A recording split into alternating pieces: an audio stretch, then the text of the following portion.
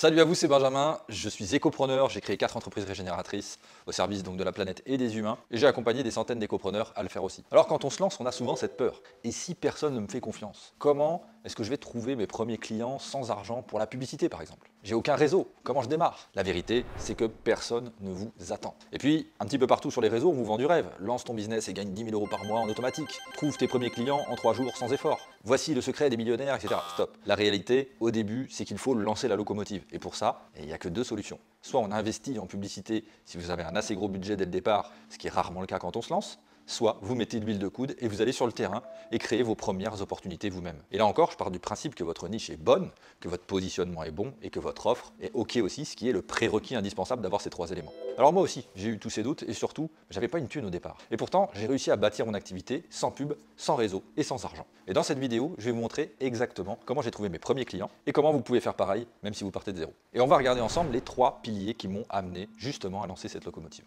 Alors beaucoup de personnes veulent se lancer mais se posent la mauvaise question. Ils se demandent comment trouver mes premiers clients, comment vendre alors que personne ne me connaît. Eh bien là, c'est une mauvaise approche. Prenez les choses un petit peu différemment. La vraie question, c'est pourquoi quelqu'un me ferait confiance? Parce que la réalité, c'est que personne ne vous attend sur le marché, comme je vous le disais. Et c'est là que je veux casser un premier mythe. Vous n'avez pas besoin d'un diplôme, vous n'avez pas besoin d'une certification pour être légitime. Vous n'avez pas besoin d'avoir le réseau au départ. Et vous n'avez pas besoin d'avoir un logo ou un site internet parfait. Ce dont vous avez besoin, c'est de résultats concrets. Et avant même de chercher des clients, eh bien moi j'ai d'abord prouvé ce que je savais faire. J'ai commencé en 1 par capitaliser une expérience, en faisant et pas en attendant. Les gens font confiance aux résultats, pas aux promesses. Donc personnellement, je n'ai pas attendu d'avoir des clients pour me lancer. En fait, j'ai créé ma propre vitrine de compétences en construisant ma première maison en paille. À l'époque, j'ai fait 2 stages dans un écocentre pionnier pour apprendre auprès des meilleures personnes. J'ai pris des conseils auprès d'experts très connus comme Claude Micmaker, par exemple, qui est un pionnier de l'éco-construction, pour éviter les erreurs. Et puis, j'ai construit ma propre maison en paille en intégrant des techniques innovantes. Sol en terre crue, tas de lacte, bioclimatisme, rocket stove, gestion écologique de l'eau, autoproduction de nourriture, etc. Alors ça nous amène à ce premier mythe à déconstruire. Vous ne devez pas attendre d'être un expert pour vous lancer. La réalité, c'est que vous devenez expert en expérimentant, en appliquant et en obtenant les premiers résultats tangibles. Et donc posez-vous cette question, comment prouvez-vous aujourd'hui que vous avez atteint un certain résultat dans votre domaine? Ensuite, quand j'ai terminé ma maison, quelque chose d'incroyable s'est produit en fait. Je n'avais pas encore d'activité vraiment déclarée, mais j'avais déjà des demandes de personnes. Pourquoi? Eh bien parce que mon projet était concret, il était visible, il démontrait des compétences, et parce que des gens m'ont vu faire et m'ont posé des questions. Et puis enfin aussi parce que j'avais un terrain de jeu grandeur nature pour expérimenter et pour partager. Et c'est là qu'il y a un deuxième mythe qui s'effondre. Les clients ne viennent pas parce que vous avez un beau site internet, ils ne viennent pas parce que vous avez une carte de visite, ils viennent parce qu'ils voient que vous avez des résultats. Donc au début, comme vous le voyez, je n'ai pas prospecté. Les premières personnes intéressées sont venues à moi simplement parce qu'elles avaient vu mon travail. Ensuite, il vous faut comprendre une des clés du marché qui est la preuve sociale. Les clients sont rassurés quand ils voient que d'autres ont déjà fait confiance avant eux. Ils veulent des résultats prouvés, ils ne veulent pas juste des belles paroles. Et c'est pour ça que les premières opportunités viennent souvent d'un projet personnel réussi, d'un réseau très proche ou d'un travail de terrain qui parle de lui-même. Et dans mon cas, justement, ce chantier m'a permis de connecter à un réseau d'artisans, à un réseau de professionnels locaux. Et j'ai commencé à être invité dans des événements, dans des conférences pour témoigner de mon chantier. Alors je n'avais même pas encore de structure officielle comme je vous l'ai dit. Donc mon expérience m'a naturellement ouvert les portes de l'entrepreneuriat sans que je force quoi que ce soit. Donc pour ces premiers éléments, ne cherchez pas des clients, cherchez des résultats qui parlent pour vous. Mettez-vous en action avant de chercher à vendre. Trouvez un projet pilote, pourquoi pas, testez des choses, documentez-les, montrez ce que vous savez faire et puis lancez-vous dans un premier défi concret et vous verrez que les opportunités viendront naturellement. C'est ce que j'ai fait avec ma maison et vous pouvez le faire dans votre domaine. Donc si vous créez des résultats concrets, le marché viendra à vous. Ensuite, pourquoi donner du temps m'a apporté mes premiers clients? Ouais, c'est un des principes qu'on voit aujourd'hui, donner avant de recevoir. C'est une stratégie quand même assez contre-intuitive mais qui fonctionne très bien. Quand on débute, on pense souvent qu'il faut vendre tout de suite, qu'il faut avoir une offre en béton, un pitch parfait, un produit à monétiser immédiatement et lui aussi super parfait. Erreur. J'ai fait à peu près l'inverse personnellement. J'ai commencé à offrir du temps, à offrir de la valeur, à offrir des compétences sans attendre un retour immédiat. Plutôt que de prospecter dans le vide, je suis allé là où les opportunités naissaient naturellement. Et surtout, j'ai pris le temps de me connecter aux bonnes personnes, au bon endroit. Et ça marche parce que la confiance ne s'achète pas, elle se construit. Parce que l'expérience réelle vaut plus qu'un CV ou un diplôme. Et parce qu'en apportant de la valeur en premier, eh bien vous devenez naturellement la personne vers qui on se tourne. Alors pour ça, l'étape suivante, c'est de trouver votre creuset d'opportunités. Pour moi, l'écocentre du Périgord a tout changé. Après mes expériences de chantier, la construction de ma maison, d'ailleurs même pendant, j'aurais pu directement chercher des clients, mais au lieu de ça, j'ai décidé d'investir mon temps dans ce lieu stratégique qui était en plein essor et qui était un environnement pionnier dans le domaine de l'éco-construction et des alternatives. Alors j'ai aidé à encadrer les visites, à animer des discussions, à créer des événements. J'ai échangé avec des experts, des professionnels, des passionnés et j'ai commencé vraiment à être identifié comme une référence sur place. Mais pourquoi c'était une bonne idée? Cet écosystème, c'était un véritable environnement de belles opportunités pour moi. C'était pas juste rendre des services occasionnels. C'était une véritable immersion qui me connectait aux bonnes personnes. Les visiteurs, les intervenants, même les curieux ont commencé à me poser des questions sur mes compétences. Et c'est à ce moment-là que j'ai compris que l'environnement dans lequel vous évoluez conditionne vos opportunités aussi. Et là, le mythe du réseau, il s'effondre un petit peu. Vous n'avez pas besoin de contacts, vous pouvez les créer. Vous pouvez créer ces connexions si vous êtes au bon endroit. Et beaucoup pensent que réussir nécessite un réseau dès le départ puissant. Vous voyez que c'est pas vrai. Moi, j'avais pas de réseau, je l'ai créé en m'impliquant au bon endroit. Et ce que j'ai découvert, c'est que les gens ne vous recommandent pas parce que vous leur avez donné une carte de visite, ils parlent de vous parce qu'ils vous ont vu en action, parce qu'ils ont interagi avec vous. Votre présence physique, vos échanges, votre énergie comptent plus que n'importe quelle publicité. Et dans mon cas, les professionnels et les experts du lieu ont vu que j'étais sérieux, que j'étais engagé, et j'ai commencé à recevoir des opportunités sans jamais avoir à demander quoi que ce soit. Et j'ai construit des relations authentiques basées sur la confiance et pas forcément sur du démarchage froid. Donc vous n'avez pas besoin d'un carnet d'adresses en or pour débuter, vous avez besoin d'un environnement fertile où vos compétences, vos passions peuvent être vues, peuvent être reconnues. Et puis ensuite, on peut parler de l'effet de levier que tout ça génère. Pourquoi aider sans attendre de retour finit toujours au final par payer. Il y a beaucoup de gens qui hésitent à donner du temps gratuitement parce que on peut avoir peur de se faire exploiter. La réalité, c'est que lorsque vous donnez intelligemment, vous ne perdez jamais. Ce que j'ai observé, c'est que les gens sont naturellement reconnaissants envers ceux qui les aident sans arrière-pensée. Donc vous apprenez par la même occasion. Et puis quand on démontre nos compétences de manière visible, les recommandations, ça parle, ils viennent naturellement. Et donc l'investissement en temps est un moyen de construire une autorité solide quand on n'a pas l'investissement financier. Donc à force d'être présent dans cet écocentre et d'accompagner les visiteurs, les gens ont commencé à me poser des questions, comme je vous l'ai dit, des questions techniques, et puis à me demander, tu peux peut-être nous aider sur notre projet.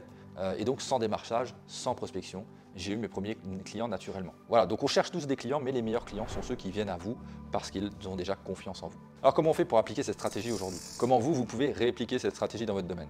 Trouvez votre propre creuset d'opportunités. Un événement local où vos futurs clients ou vos partenaires se retrouvent, une association, un tiers-lieu, un collectif où vous pouvez être utile, un lieu de formation où vous pouvez peut-être être assistant, bénévole, encadrant, un groupe en ligne où vous pouvez répondre à des questions et apporter de la valeur. Ça peut se faire sur de multiples plateformes, de multiples vecteurs. Mais règle d'or, ne cherchez pas des clients, créez un environnement où ils vous trouvent naturellement, de préférence. Alors point numéro 3 qui va un petit peu plus loin que ce qu'on a vu précédemment, c'est trouver des prescripteurs qui vous recommandent. Ça rejoint un petit peu ce qu'on a vu, mais ça va un petit peu plus loin. Ce qu'il faut savoir, messieurs, dames, c'est que trouver un client, ça prend autant d'énergie que de trouver un prescripteur. Quand on démarre, on croit souvent qu'il faut tout faire seul. Ça, c'est une erreur. Le meilleur moyen de vous faire connaître, c'est pas d'attendre des clients encore une fois au hasard, c'est d'utiliser le réseau des autres. Et ça, c'est très intéressant. Pourquoi? Parce que finalement, trouver un prescripteur, c'est autant d'énergie que de trouver un client. Sauf que le prescripteur, c'est une personne qui voit 10, 20, 30 de vos clients, pourquoi pas dans la journée ou dans la semaine.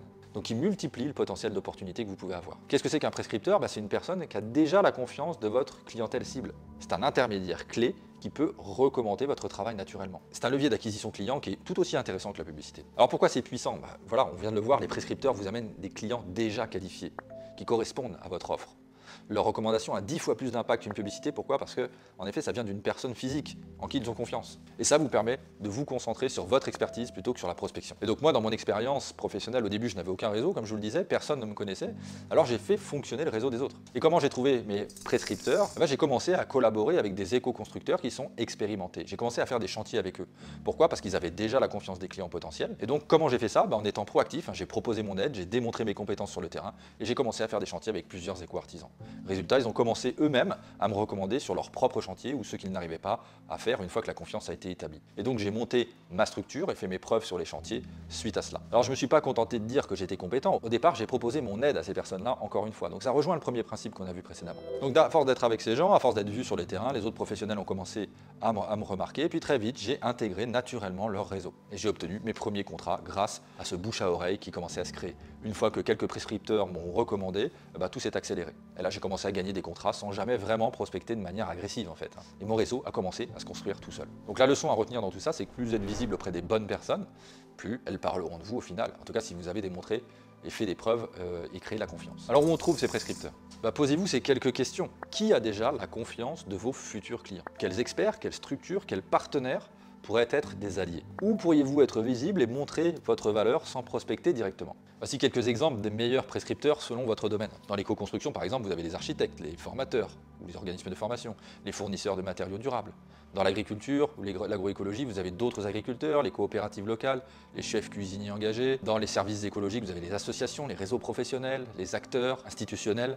Dans le coaching, dans la formation, vous avez les influenceurs du domaine, les plateformes de formation, les anciens clients satisfaits, etc. Maintenant, il y a une question qui se pose, c'est comment convaincre un prescripteur de vous recommander, parce que c'est pas aussi simple que ça. Il faut que vous soyez un atout avant d'être une demande. L'erreur classique, c'est de se dire que les gens vont naturellement vous recommander s'ils trouvent que vous êtes bon. La réalité, c'est que personne ne prend le risque de recommander quelqu'un qu'il ne connaît pas vraiment, en fait. Donc voici comment être recommandé naturellement. Apportez de la valeur avant de demander quoi que ce soit, toujours avant. Proposez votre aide, montrez votre sérieux, montrez votre fiabilité. Faites en sorte que la collaboration soit vraiment un partenariat gagnant-gagnant. Ça veut dire que oui, la personne vous l'aider, et elle vous aide en retour. Exemple concret, moi j'ai pas été voir un éco-constructeur en lui disant « Salut, recommande-moi ». J'ai d'abord travaillé, comme je vous le disais avec eux, j'ai aidé sur les chantiers, j'ai fait mes preuves, et à force d'être vu comme quelqu'un qui était compétent et sérieux, eh bien, ils ont naturellement commencé à parler de moi.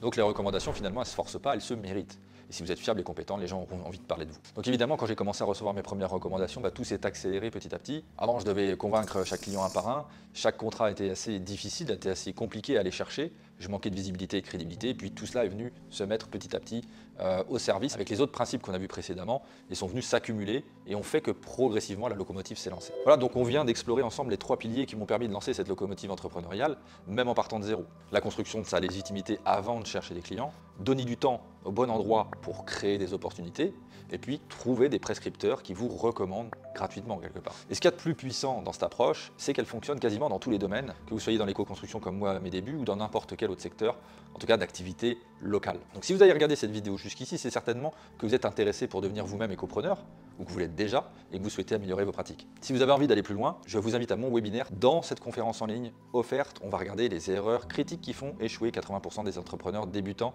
en écopreneuriat.